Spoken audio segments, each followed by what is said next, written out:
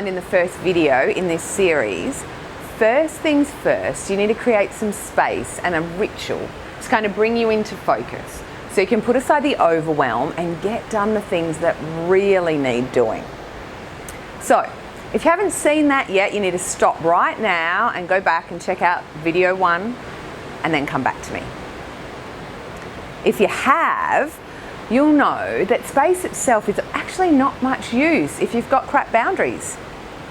And if you want to have more time to do the stuff that you really should be doing, then you're actually going to have to get better at creating your boundaries.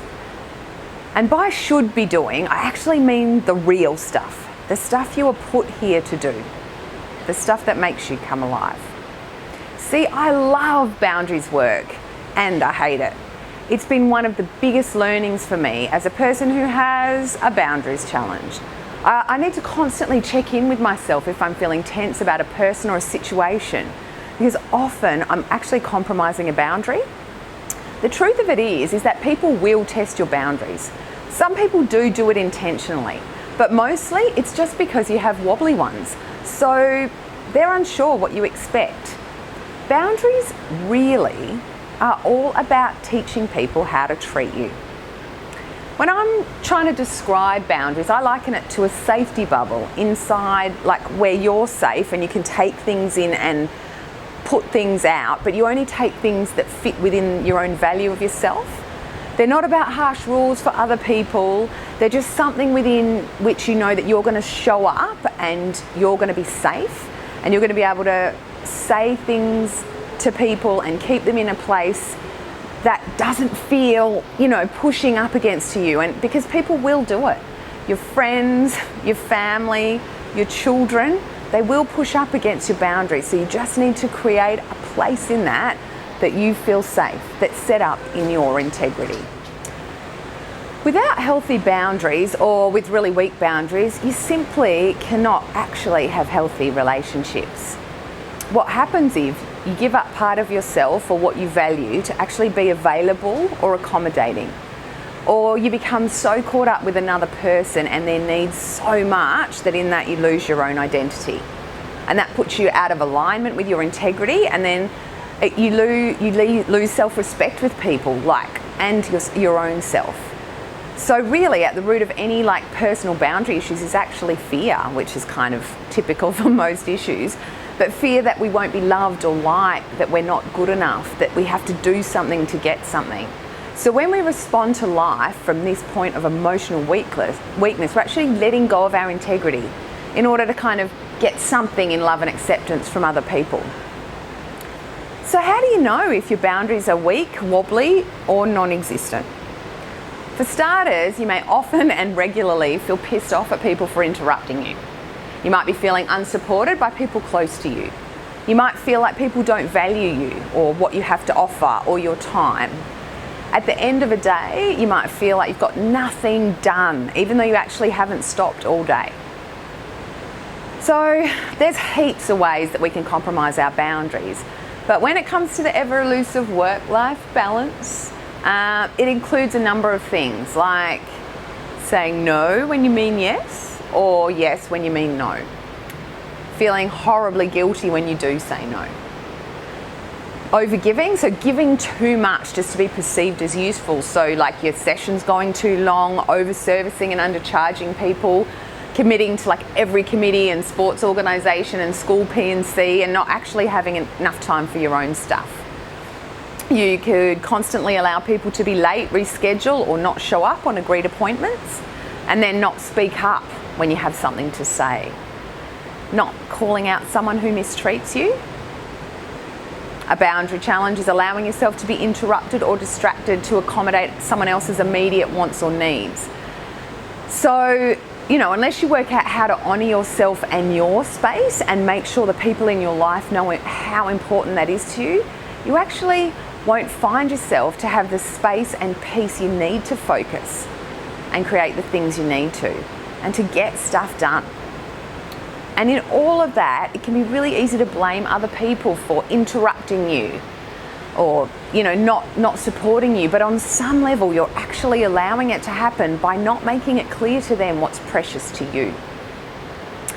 So as I mentioned previously, at first your boundaries may need to be quite obvious and physical.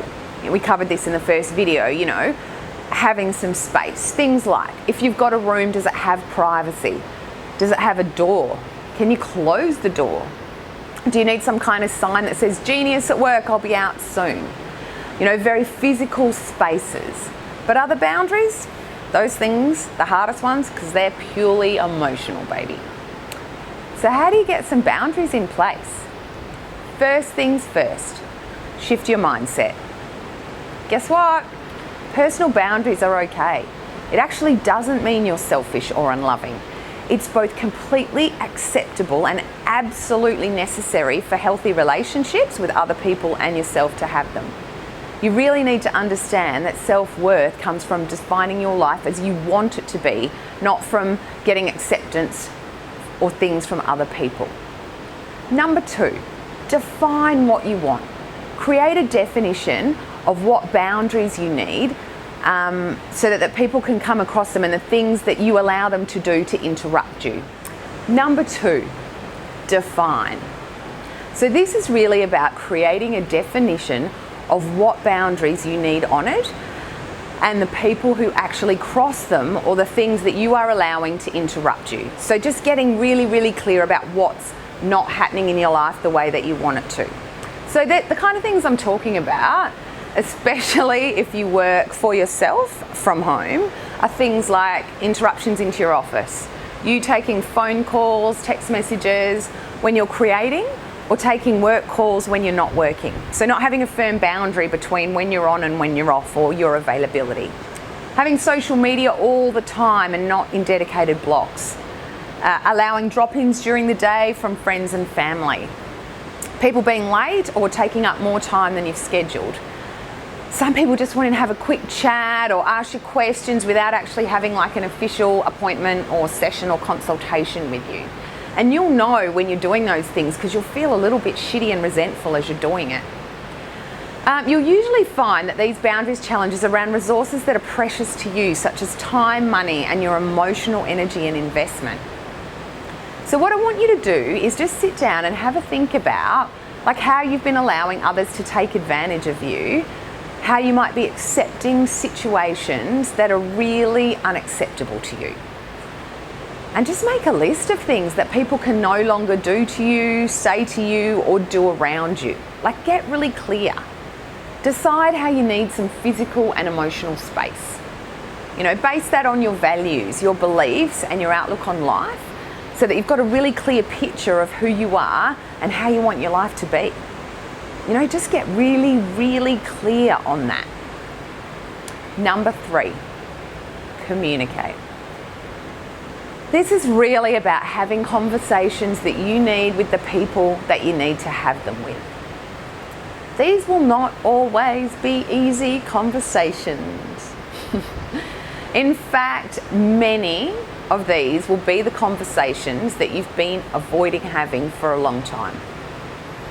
Often the hardest ones will be with the people closest to you, or with the people you'd prefer not to. You know, the ones that make you feel a bit funny.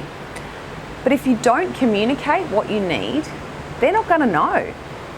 And if there's any possibility of them changing their behaviour and you getting the space that you need, it can only come from asking.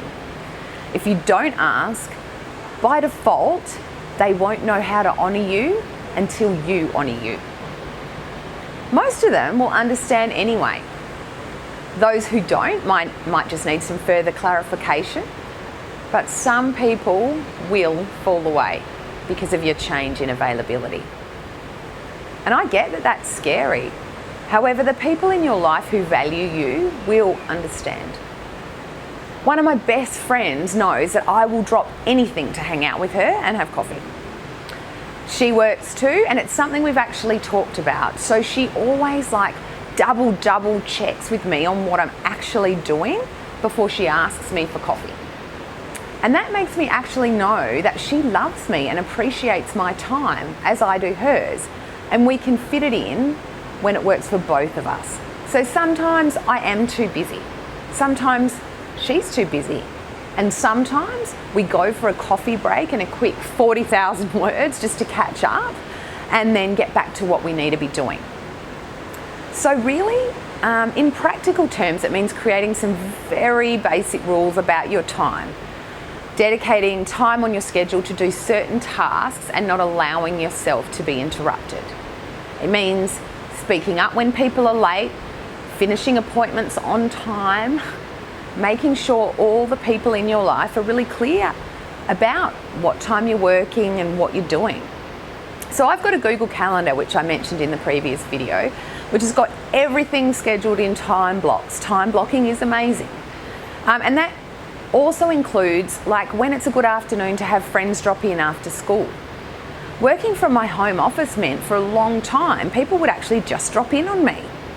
One day, my dad actually dropped in 6 times in one day and spent most of the day sitting on my coaching couch, just hanging out.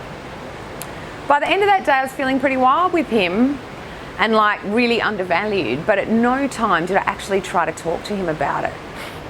Once I got clear that the only reason I didn't was because I wasn't actually working with any clients that day, and I felt it would be kind of too hard for him to fathom that I was actually doing real work.